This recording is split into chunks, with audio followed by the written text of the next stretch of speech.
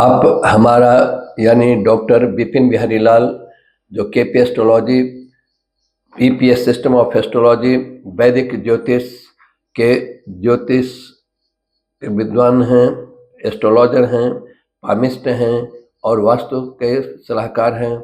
इनका प्रणाम आप स्वीकार कीजिए। आज हम आपको बताएंगे कि लड़के लड़कियों का जब शादी के उम्र होता है तो माता पिता काफ़ी परेशान रहते हैं कि मैचिंग के लिए कि किस लड़के और लड़की के साथ ज्योतिष के हिसाब से कितना गुण मिलता है। जैसे अष्टकूट मिलान मिलाते हैं, अष्टकूट मिलान जो करते हैं उसमें यह देखते हैं कि जो लड़का और लड़की प्रोस्पेक्टिव जो है तो उसमें कितना गुण मिलता है, 36 में से कितना गुण मिलता है, उसके आधार पर वे डिसाइड करते हैं कि शादी करनी चाहिए। नहीं, बहुत बार गुण नहीं मिलता, बहुत बार मिलता है तो थोड़ा मिलता है, इस तरह से। फिर उसके बाद मांगलिक का चक्कर आता है, मांगलिक कुंडली है या नहीं है। फिर उसके बाद इसमें भी बहुत से दोष होते हैं, जैसे अब तारा दोष है या फिर नाड़ी दोष है या फिर कुछ और दोष होता है जिसके चलते जन्म कुंडली मिलाने में बहुत ही दिक्कतें आती हैं।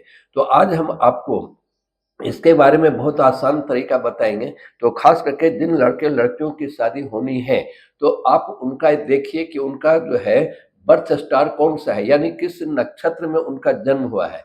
तो जैसे कोई लड़का है तो उसका नक्षत्र यानी उसका जो जन्म हुआ है, कुछ खास नक्षत्र जिसकी चर्चा हम अभी करेंगे, इन नक्षत्रों में से किसी एक नक्षत्र में जन्म हुआ है, या फिर कोई लड़की है उसका भी मान लीजिए जो नक्षत्र अभी हम बताने जा रहे हैं इसमें से किसी एक नक्षत्र में जन्म हुआ है, तब किस तरह से मैचिंग किया जाए। और इसमें हम आपको यह बताएंगे कि इन नक्षत्रों में से किसी एक नक्षत्र में अगर लड़का का जन्म हुआ है तो उसके लिए जन्म कुंडली मिलाने की कोई जरूरत नहीं है। इसी टाइप से किसी लड़की जिसके शादी होनी है तो उसका भी जो जन्म अगर है इन्हीं नक्षत्रों में से किसी एक नक्षत्र में हुआ है तो भी जन्म कुंडली मिलाने की कोई जरूरत नहीं है और यह एकदम सटीक मैचिंग होगा।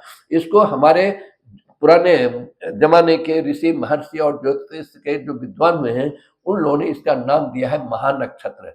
महानक्षत्र तो इन महानक्षत्र में किसी का भी अगर जन्म हुआ है तो उसके लिए शादी अगर करनी है तो कोई जन्म कुंडली मिलाने की जरूरत नहीं। अब हम आपको बताते हैं ये महानक्षत्र कौन कौन से हैं। तो ए नक्षत्र है आपको सबसे पहला मृगशिरा, जो मृगशिरा नक्षत्र है एक यह हो गया। दूसरा महानक्षत्र है मघा, तो मघा जो है दूसरा महानक्षत्र हुआ। और तीसरा महानक्षत्र जो है वह है स्वाति, तो स्वाति जो है तीसरा महानक्षत्र हुआ। उसके बाद चौथा महानक्षत्र है अनुराधा, तो अनुराधा हो गया। उसके बाद पांचवा जो महानक्षत्र है वो उत्तरा फाल्गुनी या जिसको उत्तरा भी बोलते हैं। उसके बाद छठा महानक्षत्र है हस्त, तो हस्त जो है यह छठा महानक्षत्र हुआ। उसके बाद जो है आपका आता है सातवां, सातवां जो महानक्षत्र है वो उत्तराषाढ़ है। और आठवां जो है महानक्षत्र है वो उत्तर भाद्रपद है। तो यह जो 8 महानक्षत्र हैं, इन 8 महानक्षत्रों में से किसी भी एक नक्षत्र में अगर लड़के का या लड़के का जन्म हुआ है तो उसको जन्म कुंडली उसके लिए मिलाने की कोई जरूरत नहीं है और यह जो है शादी बहुत अच्छी रहेगी। ये एक सटीक फॉर्मूला हमारे ज्योतिष के जो पुराने ऋषि महर्षि और विद्वान जो हैं उनके हिसाब से। तो यह जो है आप देख सकते हैं और परेशानी से बच सकते हैं। सिंपली आप देखिए लड़के या लड़की जो है उसका जन्म नक्षत्र कौन से यानी किस नक्षत्र में जन्म हुआ है। अगर इन नक्षत्रों में जन्म हुआ है तो जन्म कुंडली मिलाने की जरूरत नहीं है। तो आज के लिए इतना ही। आपको ज्योतिष संबंधी जितनी भी जानकारी लेनी है, चाहे केपी एस्ट्रोलॉजी से, वैदिक ज्योतिष से या ईपीएस सिस्टम ऑफ एस्ट्रोलॉजी से या हस्तरेखा से संबंधित जानकारी लेना है, वास्तुशास्त्र का कंसल्टेंट से कराना है तो आप हमसे संपर्क कर सकते हैं।